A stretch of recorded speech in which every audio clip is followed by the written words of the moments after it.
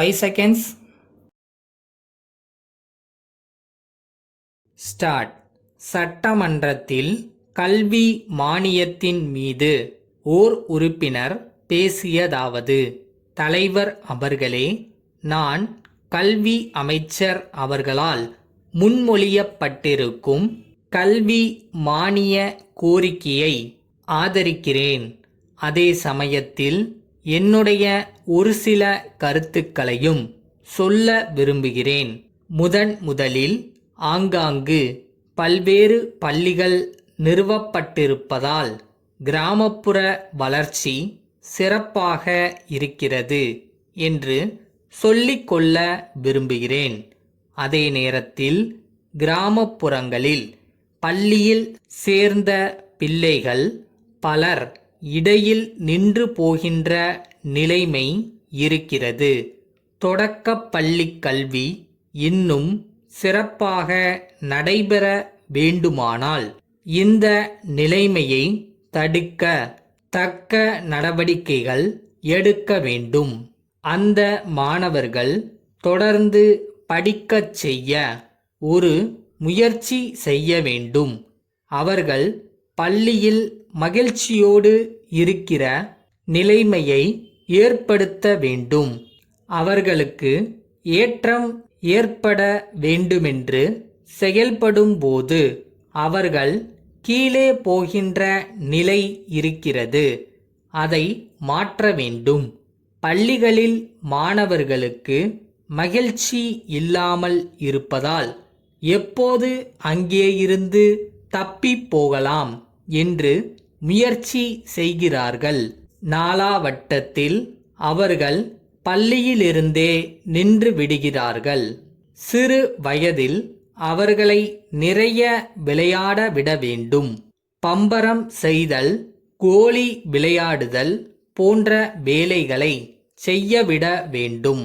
பம்பரம் செய்யும் பொழுது சிந்தித்து திட்டமிட்டு செய்வார்கள். அந்த முறையில் அறிவை வளர்க்கும்படியாகவும் திறமையை வளர்க்கும்படியாகவும் பள்ளிக்கூடங்கள் இருக்க வேண்டும்.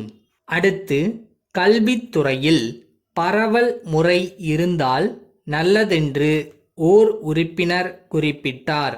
நிர்வாகத்தில் மட்டும் அப்படி இருந்தால் போதாது, படிப்பு பொருளிலும் வேண்டும்.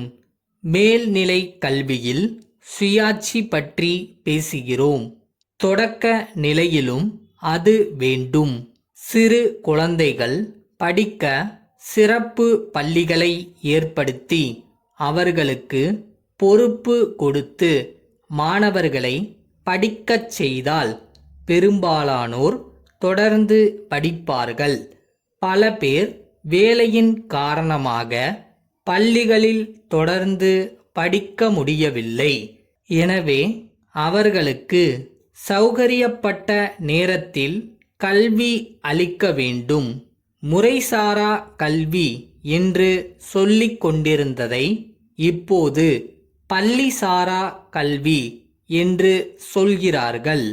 எனினும் இதையும் பள்ளிகளில்தான் நடத்துகிறார்கள். அவ்வாறு இல்லாமல் சிறுவர்கள் எங்கு வேலை செய்கிறார்களோ அந்த இடங்களிலே கற்றுக் கொடுத்தால் பள்ளிசாரா கல்வி திறமையாக நடைபெறும். அப்படி செய்தால் குறுகிய காலத்தில் அவர்களை படித்தவர்களின் நிலைக்கு கொண்டு வர முடியும். அடுத்து, கிராமங்களில் நடுநிலை பள்ளிகளை அதிகமாக ஏற்படுத்த வேண்டும். அப்போது அங்கு குடிமை உணர்ச்சியோடு வளரும் மாணவர்கள் அதிகமாவார்கள். வேலை செய்ய எல்லோரையும் தயார் செய்வது மட்டுமல்ல, குடிமை பண்புகளை வளர்ப்பதும் அவசியம். அதனால் நடுநிலை பள்ளிகளின் எண்ணிக்கையையும் அடிப்படை கல்விக்கான தொகையையும் அதிகரிக்க வேண்டும். வளருகிற நம் நாட்டு வளத்தின் பயன் பொதுமக்களுக்கு கிடைக்க அடித்தளத்தில் உள்ள கல்வியை பலப்படுத்த வேண்டும். ஐயா, அரசு அலுவலகங்கள் தவிர வேறு பல பல்லாயிரக்கணக்கான அலுவலகங்கள் தற்போது பல்வேறு நகரங்களில் இயங்கி வருகின்றன. அவற்றில் ஒரு சில அரசு நிறுவனங்கள் தவிர மற்ற அலுவலகங்களில்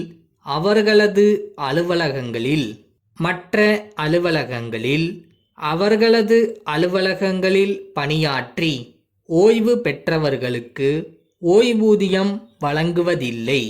ஓய்வூதியம் பெறுவோரே பல சங்கடங்களை அனுபவிக்கும் போது ஓய்வூதியம் இன்றி இருக்கும் ஓய்வு பெற்றோரின் நிலையை எண்ணிப் பார்க்க வேண்டும்.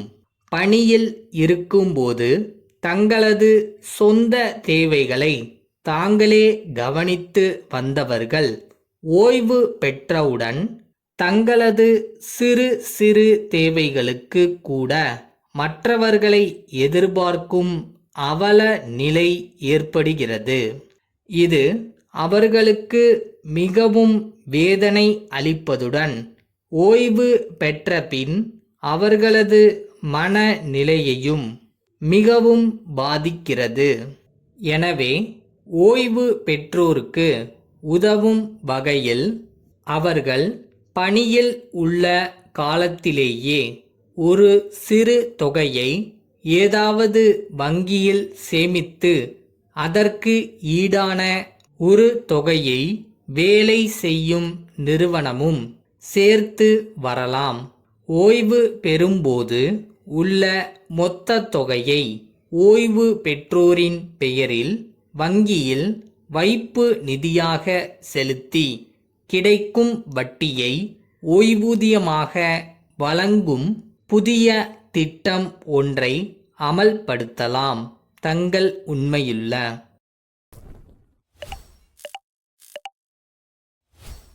நம்மளோட திறமையை வளர்த்துக்கிற அட் த சேம் டைம் நம்ம வருவோம் அப்படின்னு நம்புற அந்த கான்ஃபிடன்ஸ் உங்ககிட்ட இருக்கணும்.